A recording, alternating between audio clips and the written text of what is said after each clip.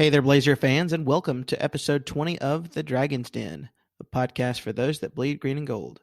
Today I have my first UAB softball player on The Dragon's Den, a former infielder, designated hitter, and designated player from 2011 to 2014, Miss Kristen McGrath. I hope you guys enjoyed the episode, so let's go ahead and head into it. Thanks for listening. All right, Blazer fans, I've got my guest here for episode 20 of The Dragon's Den, a former UAB softball infielder, designated hitter, and designated player from 2011 to 2014, Miss Kristen McGrath. Kristen, how are you doing today? I'm doing well. Awesome. Well, it's great to have you on. You're my first softball player. I know I've been trying to reach out into more sports, so I've been dying to have a softball player on. So it's great to have you on as my first. I'll kind of get some of my listeners acquainted with you. You attended Gaither High School in Tampa, Florida. You had several achievements in high school. Notably, you were first team All-State by the Tampa Tribune after a good performance in the Class 5A District 9 tournament in your senior year, correct? Yes. What got you into softball and made you stick with it? How early on did you get into it? I'll never forget when I was in kindergarten, my dad sat me and my sister down, and he gave us the choice between we can either do softball or we can do Girl Scouts. And after a couple of days of thinking about it, we chose softball and fell in love with it from the start. So from that early on, I mean, you obviously did really well going into your high school years, so well that you came to UAB and you played great. But what other schools were looking at you coming out of high school? What all schools were looking at you, and what made you choose UAB? So honestly, the recruiting process, I didn't have many schools reach out to me. A couple of schools in the Tampa area, USF was one of them, but from the beginning, from the moment I knew that I wanted to play softball in college, I always wanted to be a Blazer. I never dreamed of going anywhere else. It was always UAB. And I remember in 8th grade, UAB was down at USF. They were playing in a tournament, and I met Coach Marla. And from 8th grade, I knew this is where I wanted to play. This is where I want to be. And so just always wanted to be a Blazer. That's awesome. It's crazy that from that early on that you knew, but I mean, that's great that you had that passion, that drive to continue and end up, becoming a Blazer. And in that first year, you definitely got off to a great start as you were tied for the team leader in home runs with 5 in the 2011 season. UAB went 39-19 your freshman year, including a trip to the Tallahassee Regional, where you guys beat Florida State, but you lost back-to-back to Georgia and a rematch versus Florida State. But a great first year overall for you and the team. How did you feel going forward after your freshman season? After my freshman year, personally, I was discouraged because I feel like I didn't perform as well as I could have for my team. Because, going into college, you don't really face adversity. You're one of the best players on your team. You succeed. You don't really fail at much. And my freshman year, I failed a lot. I struggled a lot, and I faced a lot of adversity personally. And so after my freshman year, I told myself, we're never going to feel like this again. You're going to work harder and you're going to succeed and you're going to push yourself. And that's how I felt. So your sophomore year, you guys had a rough start. You went 11-10 to start the year, but you finished on a great run. You went 25-9 to finish the year, and you earned an at-large spot in the NCAA tournament. You guys did hit a rough skid in the postseason, getting eliminated by Marshall in the Conference USA tournament in 2012, and falling in your first 2 games in the Knoxville Regional against Virginia Tech and Tennessee. UAB did have some key players returning in 2013. So did you feel like you guys had some unfinished business going into your junior year? I do think that our 2012 team, I feel like it's overlooked a lot because we didn't, in a lot of people's eyes, we didn't accomplish much, but the potential and the talent that we had on that team was incredible. We had so much talent on that team. And I feel like we didn't really we never peaked, if that makes sense. So in my opinion, yes, we had some unfinished business. Okay. And going into your junior year, UAB also gained some key contributors like Caitlin Atfield, Mary Warren, and Megan Smith. What was it? Was it a different vibe adding them to the team? And did you feel like you were part of, you were really gaining part of something special? So I think from, excuse me, the very beginning, we knew that 2013 year was going to be something special. We had lost a lot of talent in 2012, but from that very first practice, from our very first gut check and conditioning in the fall, we knew that this team was something. And we were truly like the definition of a family. We all bought in, and it was incredible. Okay. So that junior year in 2013, y'all got off to a great start with wins over number 16 Washington and Ole Miss at the Paradise Softball Classic in Honolulu, Hawaii. What was it like playing in Hawaii? Incredible. It's truly a once in a lifetime opportunity. Not only to start your season off in Hawaii, but to start your season off with a win against Washington. I mean, you couldn't really ask for a better start to a successful season. So yeah, it was definitely something I will never forget. And the wins just kept coming on for you guys as it included a series win against number 17 Tulsa that in the regular season. However, you guys were stumped again in the Conference USA tournament by Marshall. Were you feeling like it might be a repeat of the first two seasons in the NCAA tournament? Or was it just an unfortunate loss against Marshall again? I think, in my opinion, it was just an unfortunate loss. Marshall, we were always competitive with Marshall. It was always neck and neck. It was always a nail biter. But I think we left leaving the conference tournament knowing that this team still had something to accomplish. And we all knew that. And I'll never forget, that night, the selection show night, and we're all together. We were all in the green and gold room. And we knew we were going somewhere. We didn't know where we were going. And when we found out where we were going to Louisville. And even though we knew we were playing UCLA, who was like, the Yankees of NCAA softball, we knew that we had an opportunity, that this team had an opportunity to come out of that. So yeah, it stinks. We didn't win the conference, tournament, but we still had business to take care of. That's right. And you guys, you did earn an at-large spot in the NCAA tournament in the Louisville regional.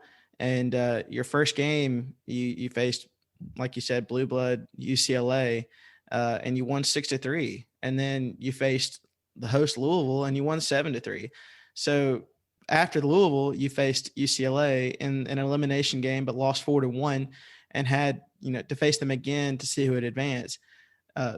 Kind of take my listeners through the lead up of that game and the game itself, the UCLA and Louisville games before that, and ultimately the final UCLA game. So going into Louisville, like I said, we knew we can come out of this. We knew that we can compete.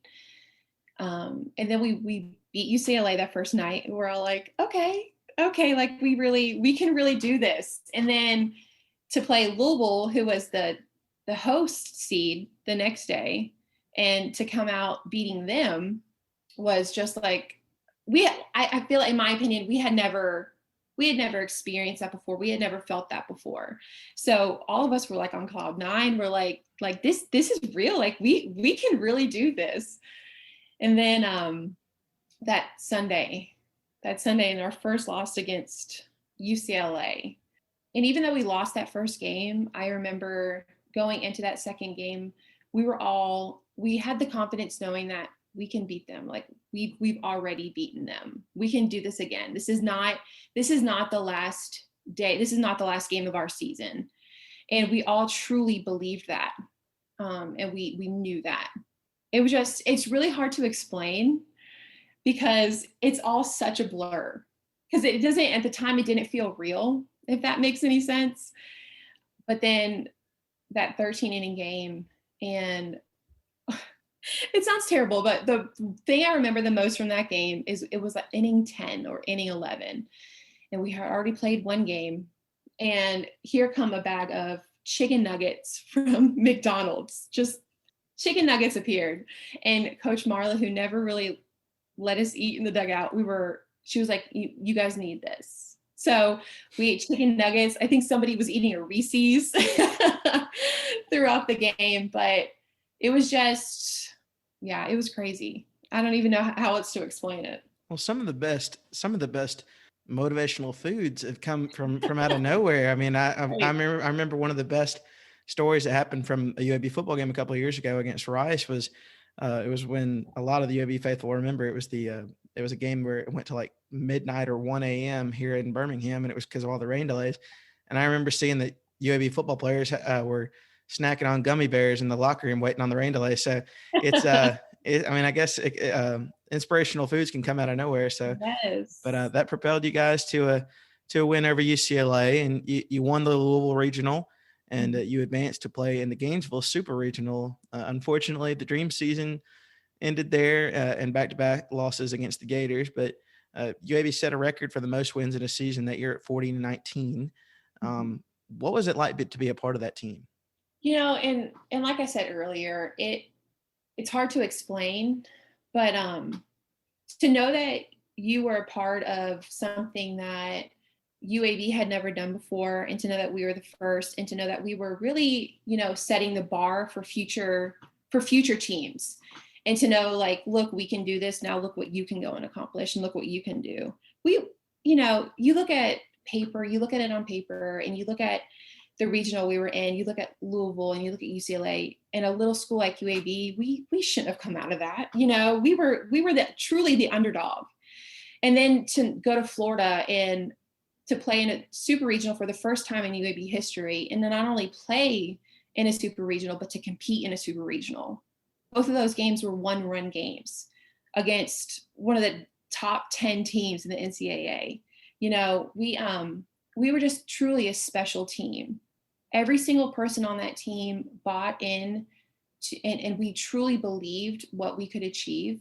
And it's truly something special. We're all still, really close to this day. And especially this time of year when all of those memories pop up on Facebook and, everyone's resharing it and we're reliving all of those memories and we reconnect. It's just truly a special team.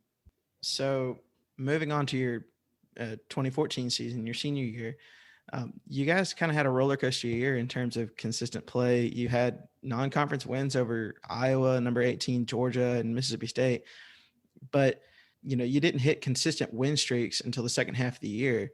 You guys finished the regular season 31-24, and he lost, unfortunately, for a third year in a row to Marshall to end your stay in Conference USA tournament. We talked about it a little bit earlier, but what was it about Marshall that made it tough to play them? Marshall always had good pitching, and they were so fast. I think if I could describe Marshall in one word, it would be scrappy. I think 7 of the 9 hitters in their lineup were lefties, and they were competitors, and it was always competitive whenever we played Marshall. Okay. I actually didn't know until you brought it up that we had lost 3 times in a row to them. Yeah. Well, UAB did end up making the NCAA tournament for your 4th straight year. And you got a win over Chattanooga in the Athens, Georgia regional, but you had losses against NC State and Georgia to the end of the season. I know it's a flood of emotions in your last game, but what was going through your mind in that final game against Georgia? You never want your career to come to an end, and you want to believe that it's never going to come to an end. But I just remember being on deck against Georgia, and it was like the 7th inning, and we were losing by a lot.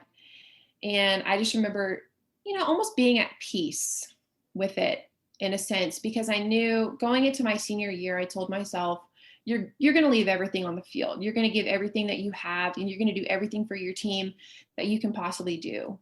That's within your control. And I just remember being on deck and being at peace with it and knowing like, I'm about to go to my last at bat, ever.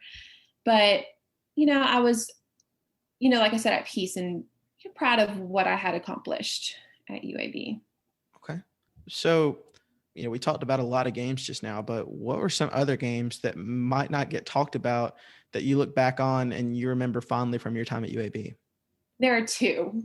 One of them being that 1-0 win against Tulsa my junior year, 2013. We look at that Houston series a lot and think that's when we won conference regular season, but our 1-0 win against Tulsa earlier that season, it was solely what I believe won us that regular season championship. It was an unforgettable game. The other one that I'll never forget, insane, was my sophomore year. We were playing at Kentucky in Lexington, and we beat Kentucky like 20-7. And I think everybody in the lineup had a hit. There were like 5 home runs. It was insane. It was insane. Truly unforgettable. So what were some infamous moments that you remember as well? Okay. There's one that sticks out to me. And it was right after we had won the conference, regular season championship against Houston. That in itself is an experience and a memory that I'll never forget. But we were all so hyped up. We were so excited, accomplished something that we had never accomplished before. Our adrenaline is pumping, and our catcher, Anna Kimbrell, and Coach Townsend went in for a chest bump. When they went in for a chest bump, Coach Marla hit the deck. Like, she just went down. And I think there's a video, and there's video evidence and pictures, but it was comical. It was hysterical. So kind of along those lines, what were some of your favorite off-field memories while you were at UAB? So my favorite off-field memories, when we were in Hawaii, we woke up at like the crack of dawn, and we all got in our vans, and I don't even think we knew where we were going, but we hiked up Diamond Head. And at the moment I was like, okay, this is pretty cool. But now that I look back on it, and I'm a 6th grade science teacher, I'm like, that is so cool. That's something I'll never forget.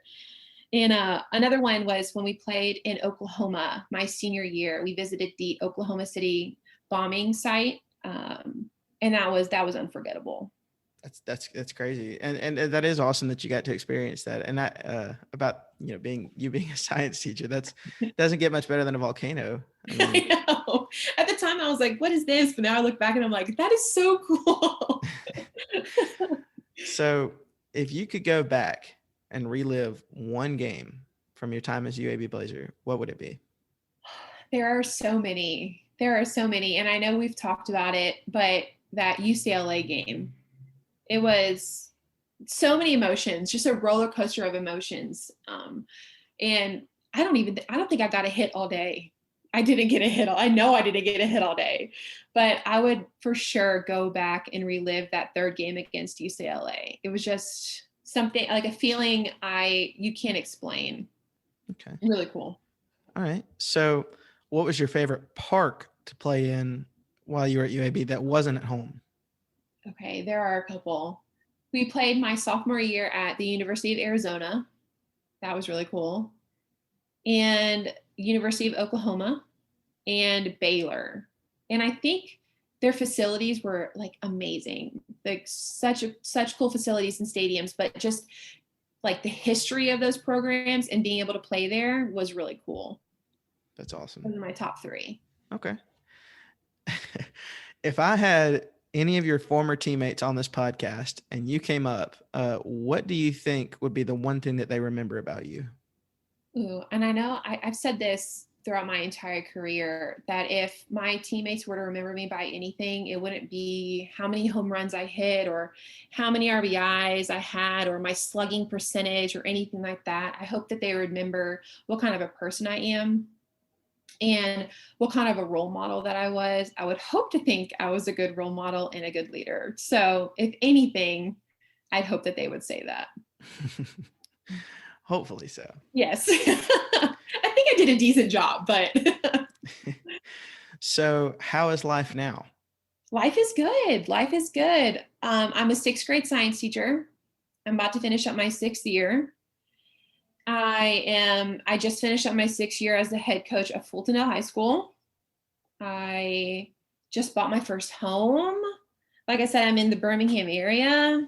It's just, life's good. Life's really good. Do you still make it down for, I mean, I say make it down, it's not that far away, but how do you still try to go to a few UAB softball games when you can? I know with the softball schedule in high school, it might be a little difficult, but do you still come to a few of them regularly? Yes, I went to a couple this year, and it's really cool because a couple of us still get together and go support as a team, as alumni, Well, good. So yeah. So how can my listeners engage with you now? Ooh, I'm on Twitter. I'm on TikTok. TikTok's where it's at. But I'm on Twitter and Instagram, Facebook, however. Okay. And my final question I got for you, it's a lighthearted question I ask all my guests. If you could visit a fictional place from a movie, what place would that be? Okay. Does it have to be a movie? Or can it be a TV show? I'll allow a TV show. Okay. I want to say something like really cool and something awesome that everybody would know, but I would have to say Stars Hollow from Gilmore Girls. Okay. Or Central Perk from Friends. One of those two. It's got to be it. Okay. Well, that's fine too. I mean, both of those are pretty cool places, so I can respect that. But Kristen, thank you so much for your time. I really enjoyed the conversation, and I know my listeners will too. Hopefully, a few of your former teammates will enjoy the episode, and I can get a few of them on. I'd love to have some more softball players on. So thank you so much for your time, and thank you for your career as a Blazer. And yeah, thank you very much. Well, thank you, and go Blazers. Go Blazers. All right. A special thanks to Kristen for her time, not only on the podcast, but for her great career as a Blazer. I had a few of her former softball teammates reach out to me and say that they were excited about the episode, so I hope you guys enjoyed it. Before I go, I'm going to do an abbreviated This Week in Blazer History with some notable moments from the university's history and some birthday shout-outs for former UAB athletes from May 10th through the end of May. So here we go. Let's see what we got this week. Some university moments here. Let's go back to May 1971. A groundbreaking ceremony was held for classrooms for the Humanities Building and a library, now known as the Stern Library. I don't think much has changed from the Humanities Building from 1971 till now, as many former UAB students can attest to that. May 17th, 1982, a former guest on the podcast, Miss Wanda Hightower, became the first UAB athlete to have a jersey retired. A member of the 1978 to 1982 women's basketball teams, Wanda scored over 2,800 career points and had gained over 1,000 career rebounds. Congratulations on the anniversary of that, Miss Wanda Hightower. May 19th, 1988, UAB Arena was dedicated. Back on May 16th, 1986, UAB legendary baseball coach Harry the Hat Walker stepped down and Pete Rancont took over. May 5th, 2015, UAB officially introduced Mark Ingram as the university's fifth director of athletics. Ingram, who played football for the Tennessee Volunteers, came to UAB from Temple University. May 27th, 2012, UAB defeated the Memphis Tigers 5-0 in the 2012 Conference USA Baseball Tournament Championship game. It was UAB's first Conference USA Tournament Championship win.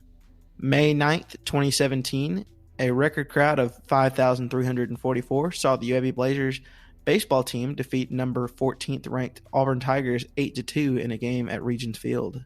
And also in May of 2017, Dr. Sean Murray became the director of bands, including the UAB Marching Blazers. And I got a few birthday shout-outs here. Thurston Rawls, former UAB men's basketball player, turned 34 back on May 12th. Alexander Scotland Williamson turned 32 back on May 16th. Another birthday shout-out here for a former UAB men's basketball player, Predrag Savovic. He turned 45 on May 21st. He played for UAB men's basketball for 1 year. Myron Ransom turns 42 on May 24th, another former men's basketball player. Casey Whitaker, a pretty recent men's basketball player, he turned 30 on May 24th. Our first football player, D.A. Williams, he turned 27 on May 25th. Another former men's basketball great here, Howard Crawford, he turns 33 on May 28th. Kasim Nicholson, a recent UAB men's basketball player, he just wrapped up his time at UAB. Thankful for his career at UAB. He turns 22 on May 28th. Lewis Sullivan, another very recent men's basketball player, he turns 26th on May 29th. Tosin Mahinty, also from that era with Lewis Sullivan, he turns 27 on May 30th. And Otis Leverett, former UAB defensive end for the UAB football team, he turns 41 on May 31st. And that's going to do it for my This Week in Blazer History segment and episode 20. I hope you guys all enjoyed. Before I go, make sure you're following my social pages at Dragon's Den EFEL. Once again, that's at Dragon's Den EFEL on Facebook, Twitter, and Instagram. Good night, and go Blazers.